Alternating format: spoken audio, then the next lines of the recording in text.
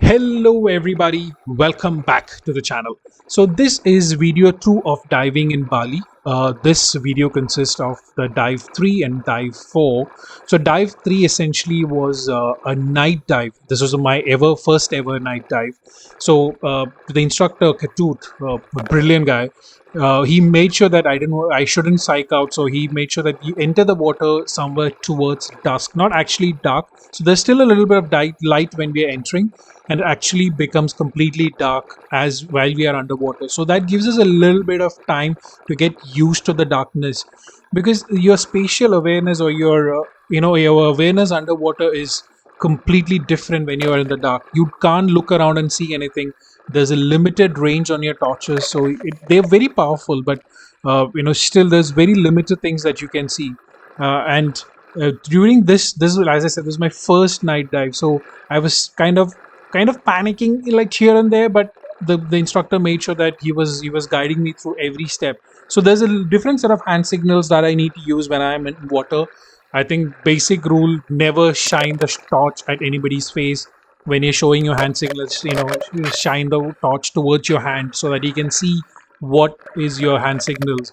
So the dive was approximately 45 minutes long, but I only got a few minutes of footage that I could put in the video, because the rest of it is kind of mostly dark, and it didn't capture the best of the. I mean, probably I'm not a good videographer in this particular aspect, but it was a really good dive. And something that really surprised me was the spatial sense or the direction sense of the instructor.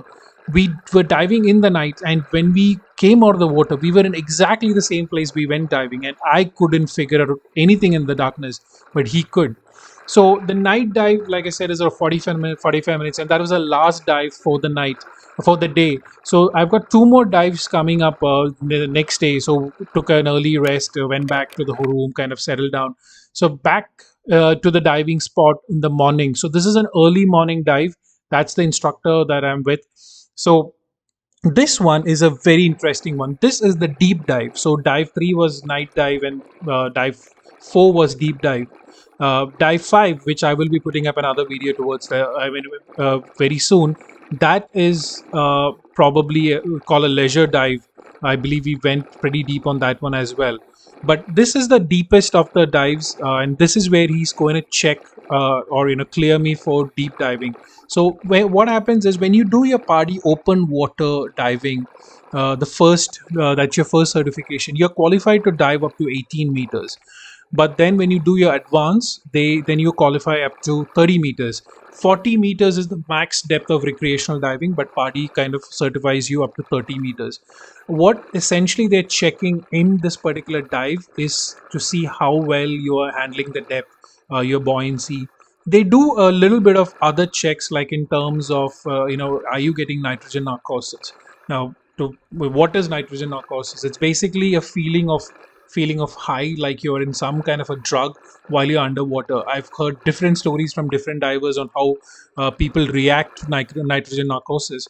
Some of them just feel extremely happy and they keep smiling, or some of them just might not look at the time or the gauge on the air, and that could be dangerous. So this is one of the dives where he's going to check my alertness at the depth that we are of 30-meter depth. So in order to do that, what he did was initially go ahead and get me to do a base test. So basically, he showed me a card full of numbers, and he asked me to go ahead and read them out. Every time I touch a number, and then I touch my nose.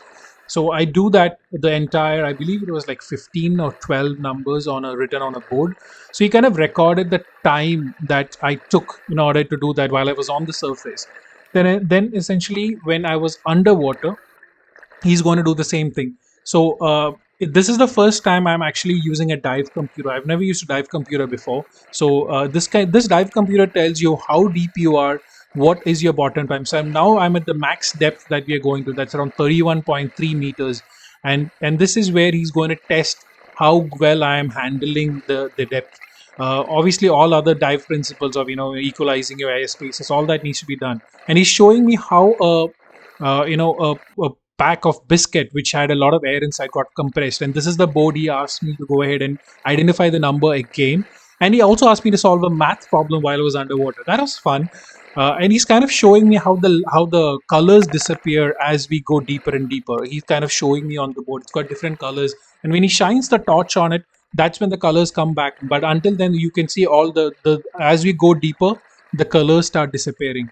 And once you're done with that bit of dive, then you go ahead and then you're basically doing a leisure dive. He's just taking you through the various dive sites. So in this dive, what Ketut also did was to bring his own personal camera unit. So he had a full set with all the lenses and the lights. So he was trying to record some of the best shots, and he did take a couple of pictures of me as well, which I've included towards the end of this video. So please stay tuned, and he's got some beautiful footages. But that was what, and you can see the difference in the way he shoots, versus what I do. Now I'm using a standard Akaso AVX V350X, V50X, if I'm not wrong, which is a sports camera, whereas he's got a full zoom function and flashes. So that's a full camera mount. So that definitely shows the difference. And that's his camera, and he's trying to go ahead and click pictures of me along with the sea floor or the sea the seabed, right? And then we were getting back to the shore, and on the way he kind of showed me the site where they're planting corals. So Ketut and his team, this is where they're doing that. This is planting corals. Ketut and his team does this. So basically they get coral from other regions and they kind of plant it on the wall. The dive site is called the wall. This has got that sheer cliff, and that's a temple, or like a makeshift temple underwater. You might have seen this in a lot of pictures when they say about Bali diving. This location also has underwater scooter, which like a sunken scooter where you can actually sit down and take some really nice pictures. So Ketut took a couple of pictures for me. I've included that towards the end.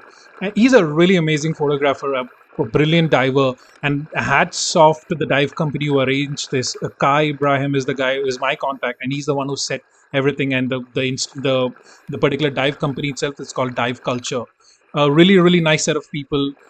So they made this entire trip memorable because he was even able to record some videos of me diving. And obviously, when I'm recording, I only see the external part of it, but I don't see myself. But when he gave us some recordings, it was really nice. Here, he actually is trying to take a picture of me standing next to that particular reef, and it looks amazing in the pictures. You must watch towards the end, and that can you can definitely see that. So the total dive time that for this particular dive was around 45 minutes, and the dive computer records the whole thing. So I've got a video of what the dive computer recorded that also included towards the end. So this whole dive was really nice, and this was early morning, so the light was really bright. And here Venkaturu is trying to record that particular fish, and we must see the video footage that he took, which is coming up in a few seconds. Then we go ahead and inflate the SMB, the surface marker buoy. This is to prevent boats from going over us while we are approaching the shore and when we are doing our safety stop. These are the videos and the pictures that is taken by Katut. Hats off to him. Brilliant photographer. This is the bike I spoke about, and the way he approached it, the stability that he has is something which I'm aspiring to get when I'm taking pictures underwater.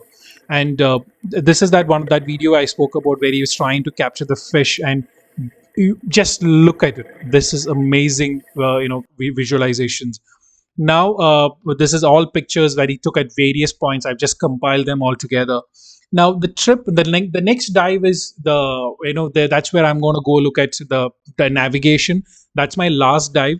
I will be putting up the video for it probably in another week. So we'll stay tuned for it.